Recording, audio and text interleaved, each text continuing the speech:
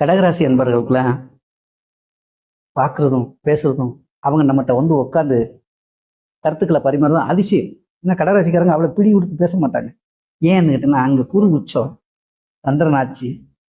எந்த கிரகம் எப்படி இருந்தாலும் கடக வீட்டில் வரும்போது தாய்மை உள்ளத்தோட ஒரு கிரகம் அந்த கடகத்தில் உட்காந்துன்னா எந்த கிரகமாக இருந்தாலும் அதோட வேலையை கட்டாலும் பாருங்க, முடிவுல தாய்மை உள்ளத்தோட அந்த கிரகங்கள் மாறி.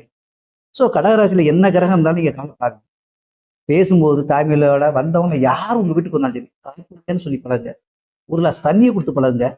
எதுவுமே வேண்டாம் சொன்னா நீங்க சாப்பிடுங்க, உங்க வீட்டுக்கு நான் வரேன், ஒரு நாளைக்கு எங்க வீட்டுக்கு நீங்க வாங்க அப்படின்னு அன்பு காலத்துல உங்க வீட்டுக்கு வந்துட்டாங்கன்னா பேசி முடிச்சோன்னே அவங்க அனுப்பும்போது வீட்டு வாசலை தாண்டினோன்னே கேட்ட பூட்டிடாதீங்க. அவங்க வீட்டு வரைக்கும் வெளியே போய் அந்த என்ட்ரன்ஸ் எல்லையை தாண்டி போற வரைக்கும் நீங்க நின்று வழி அனுப்புறதுக்கு வழியை பாருங்க. இந்த கடகராசிக்காரருக்கு ஜெயிச்சிருவீங்க. ஏன் சொல்றீங்க?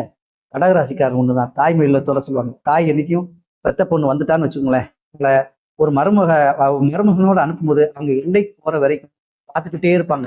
ஏன் அதுல பாசம் இருக்குங்க.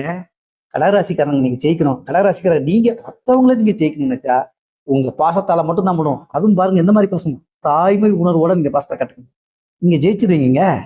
தாய்க்கு மேலையாங்க ஒரு தெய்வம் இருக்கு, அன்னையை போல் ஒரு தெய்வம் இல்லைன்னு ஏன் சொல்லியிருக்கிறாங்க. அதனால நீங்க கொஞ்சம் மனசு வச்சு தாய் உள்ளத்தோட பழகுங்க, தாய் உள்ளத்தோட பேசுங்க. இதுக்கு முன்னாடி நீங்க எப்படி நடந்துகளோ தெரியாது, இனிமேலும் எப்பயும் நீங்க வந்துகிட்டே இருங்க.